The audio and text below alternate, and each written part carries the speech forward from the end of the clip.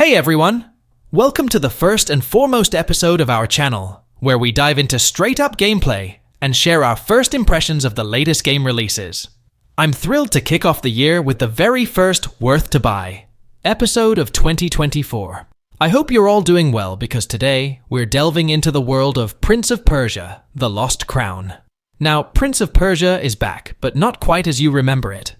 This time, we're embarking on an all-new adventure set in Persian mythology. It's a refreshing take and a delightful surprise for January, especially if you're a fan of the classic Prince of Persia, or enjoy the excitement of Metroidvanias.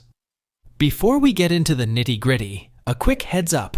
All the footage you'll see here is entirely spoiler-free, covering only the demo version of the gameplay. Now, let's talk about this interesting game. I'll admit I was skeptical at first. It seemed like a spin-off or a reboot into uncharted territory. After all, you're not playing the classic prince. Instead, you step into the shoes of an immortal, a badass warrior avenger, embroiled in a plot centered around Persian myth and fantasy. At first, I actually wonder, why this direction instead of a mainline Prince of Persia game? Well, after spending some quality time with Lost Crown, I've come to appreciate the potential of this new direction, especially in terms of gameplay. It feels distinct from your average Ubisoft game, no endless open world here. Instead, it offers an enjoyable and challenging adventure that comes at a lesser price, with average full gameplay of 20 to 30 hours, depending on your style. Let's talk about the protagonist, Sargon, a young, powerful badass on a mission to rescue a kidnapped prince in an ancient Persian fantasy world. Monsters, creatures, and gods all are there, and Sargon is superpowered, kind of like going Super Saiyan.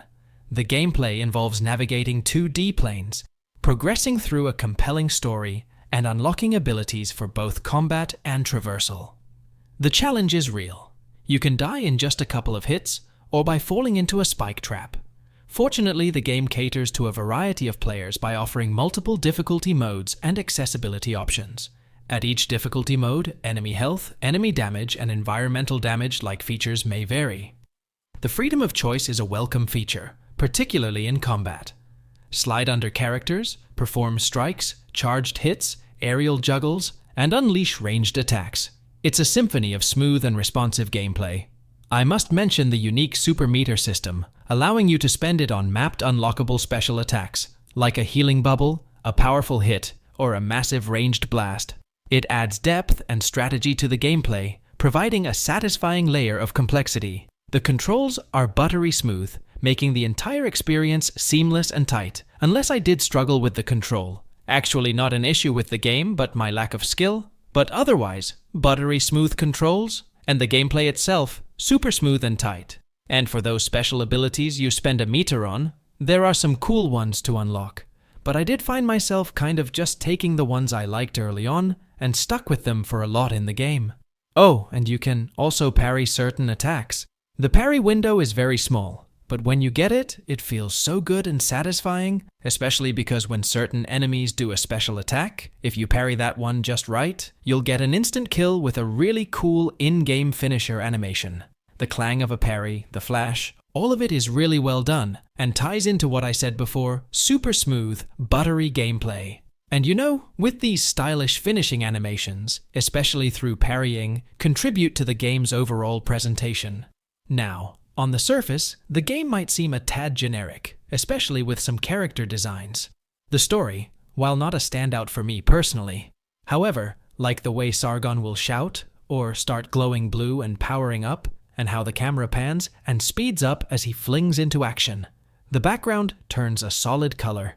The game uses all these brilliant anime-inspired tricks to hinder its drawbacks and really make things look and feel cool and just like exciting as hell. And all these action-packed moments, Sargon's animated displays of power, combined with clever camera work and anime-inspired tricks, really create a visually exciting experience. Transitioning to the Metroidvania exploration elements, the game offers diverse biomes, each with its own set of dangers, enemy types, and puzzles. Every enemy is dangerous, requiring strategic thinking and the right ability. You have to pay attention, and the best ones force you to move around the environment and choose the proper attack direction to do the job right. The platforming, I really love it, guys. It reminds me of old school Prince of Persia. You're running, you're jumping, you're dashing, you're avoiding booby traps and spike pits and spinning blades. It's perfect and challenging and satisfying. It gets even better as it goes with more abilities and time manipulation, because this is still like a Prince of Persia game. As you progress, you'll encounter time manipulation, enhancing the platforming and environment puzzles, which can be mentally challenging but adds depth to the gameplay. The encouragement to explore and revisit areas, typical of the Metroidvania style, leads to the discovery of hidden secrets and completion of side quests, and sometimes to get to the next part of the game, you have to backtrack to the beginning of the game and open up a new area, stuff like that. And also, there are some side quests. The side quests are mostly like someone telling you to go collect something, but usually they open up, and then you don't really get to them until later on, when the abilities and the map really opens up. But still, they work. You're really just going around to try and find stuff and better your character. There are collectibles, different currencies, and items of varying rarity let you to spend at a shop and at a mythical weapons forge. So, you're increasing your attack power, your capacities, you're buying different trinkets that will help you to enhance the gameplay. The ability to buy charms for your necklace, stacking to provide unique benefits, introduces a light character build aspect, because the capacity of your necklace only has so much, and some of these little medallions will take up more slots than others. So, you have some options, and some of them can also just help make the game a little bit easier, if you're struggling too. Following all these features adds a nice touch that have both customization and strategic elements. The game's map is user-friendly and instantly accessible. A standout feature is the ability to take in-game screenshots at any time, saving them to be highlighted on the map, and you just have to hit V on the keyboard. This small but ingenious addition proves useful for keeping track of hidden spots and objectives. So really, if you ask, I have a lot of good things to say about this one. It's a genre where there are definitely plenty of entries out there. Here are a lot of modern Metroidvania games, and I don't know if this is the best one, but it somehow just feels simple and fresh. In conclusion, Prince of Persia, The Lost Crown, might not have the most memorable story, but its gameplay steals the spotlight, and Sargon, as a character, is pretty appealing, so there's aspects of it. But yeah, the gameplay is the best thing about this whole thing. It's a simple yet fresh take on the Metroidvania genre, delivering buttery smooth action, and platforming is top-notch, and I had fun.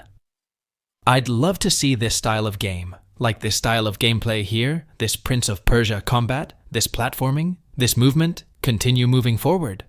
I'd love to see more Prince of Persia Lost Crown games after this, and that's a good feeling. Finally, I'm pretty sure that it's undoubtedly going to be a promising gaming year. Before we wrap up, I'm eager to hear your thoughts, but of course this is a worth to buy episode where I give pros, cons, and some of my opinion on the game. So what's your take on the Prince of Persia series? Share your opinions down in the comments, whether you're a fan of the classics or the more recent titles. If you found this review informative, entertaining, or help before purchasing, don't forget to hit that like button. And if you're new here, consider subscribing and ringing the notification bell so you never miss our content. Thanks for being here today, and I'll catch you in the next gaming adventure. Stay tuned, keep gaming, and see you next time.